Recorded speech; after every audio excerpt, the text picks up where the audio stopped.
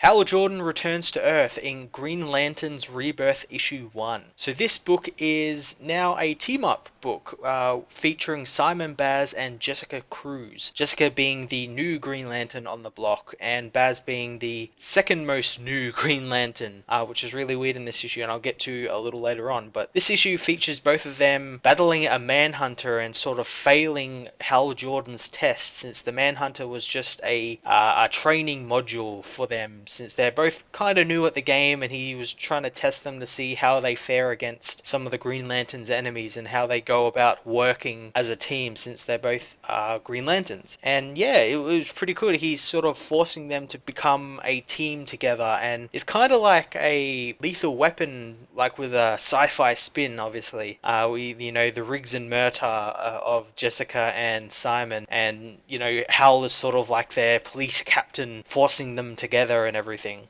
which I thought was really cool. And what was even cool is that both their lanterns get fused together, so if each other want to power their ring, they have to be there together. I thought that was quite a cool idea, and apparently it's something that the writer Christopher Priest, the guy who's doing Deathstroke at the moment, I think he came up with something similar to that in another one of his comics, I think a Valiant comic or something. I remember reading something because someone had mentioned to me that it seemed very familiar to that comic, and I looked it up, and it does really seem very familiar.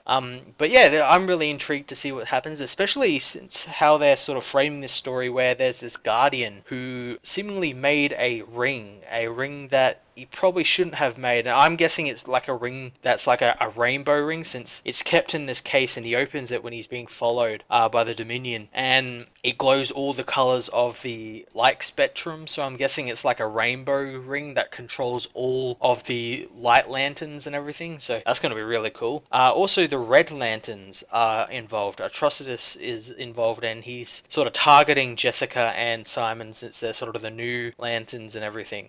The one thing though that really stuck out to me was how they're sort of portraying Baz in this, since Baz came in and he's a Middle Eastern guy, so there was kind of a lot of controversy for a little bit around when he came in, because he was this Middle Eastern guy as a Green Lantern. He uses a gun, and people were saying stuff and everything. I think it even made the news in a couple of places. But in this one, he's obviously been under the watch of the government, since he just happened to steal a car that had explosives in it. It wasn't like his fault or anything, and the government know that now. And he's sort of reporting to the government, and in return for like him not serving any jail time or anything, he's giving them the secrets of the Green Lantern Corps, like giving them information about them. So I wonder if like Earth's gonna try and make their own or something, going in a really cool way. And it's also talking about a little bit about prejudice and everything against him and everything, since everyone like automatically assumes he's a terrorist and everything. And it even shows him, like when he's introduced in this book, he's like cleaning the word terrorist off his sister's driveway, off her garage and everything. So it just goes to show you, like, they're sort of playing up that prejudice thing, which I think they should. Like, I think that's something they should address and everything, and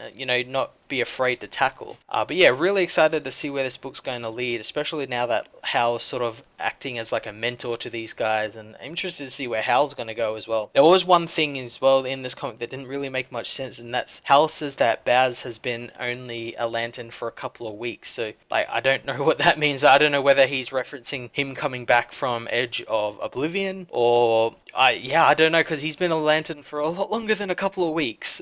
So yeah, it's going to be interesting to see what he was referencing there. I'm really excited to see what happens. I'm going to give this book a 9 out of 10.